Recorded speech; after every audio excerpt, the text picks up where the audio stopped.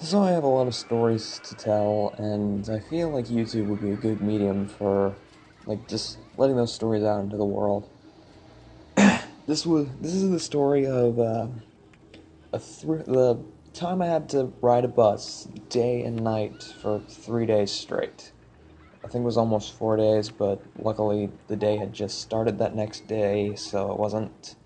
But it was like 3 days and 4 nights and 3 days, I believe. And At the after that, I never want to take a bus again because it was kind of a miserable experience. But anyway, so this was when I had to move back in with my grandparents after the whole debacle in Matamoros had happened, and yeah, I needed to move away. So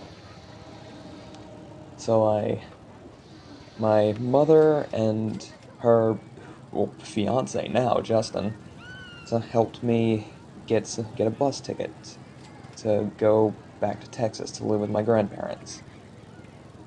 And I packed up what little I could and I hopped to it. The traffic was kind of nuts from going from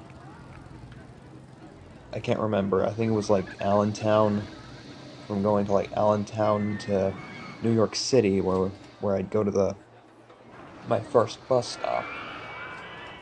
So I was kind of worried I'd miss it, but I got there just in time, so I didn't.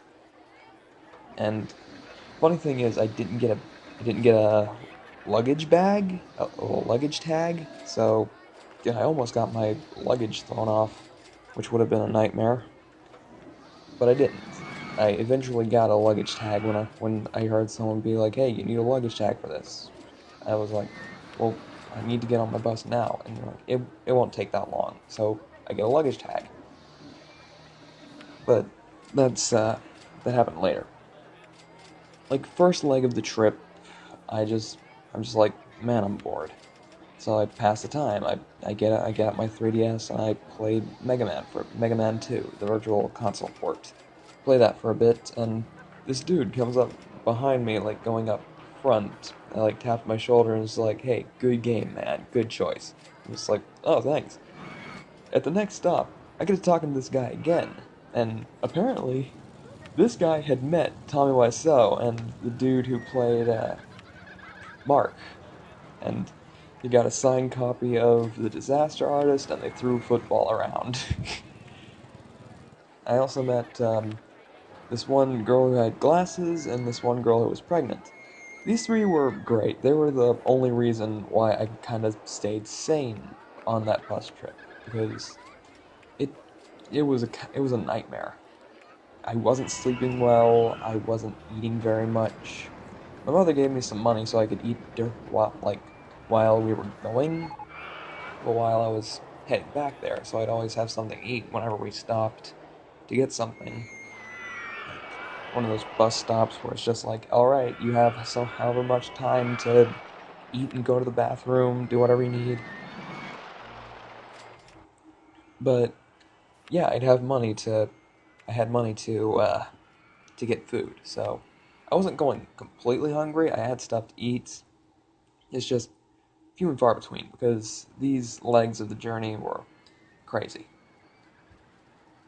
Eventually, like more of the small group of acquaintances I had met slowly dispersed because they all had their different ways they needed to go, understandable, but I started to feel much more lonely when they did, and yeah, the last few legs of the journey were generally miserable because of that. But that's just how it happens. I'll probably never meet these people again, but it was a nice experience getting to meet them. The bus wasn't so much because it was horrible. It's like you probably don't know true being unable to sleep until you try to sleep in a goddamn Greyhound bus chair.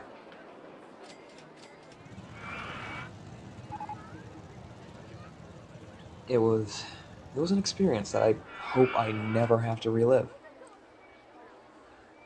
Either way, man, what else happened?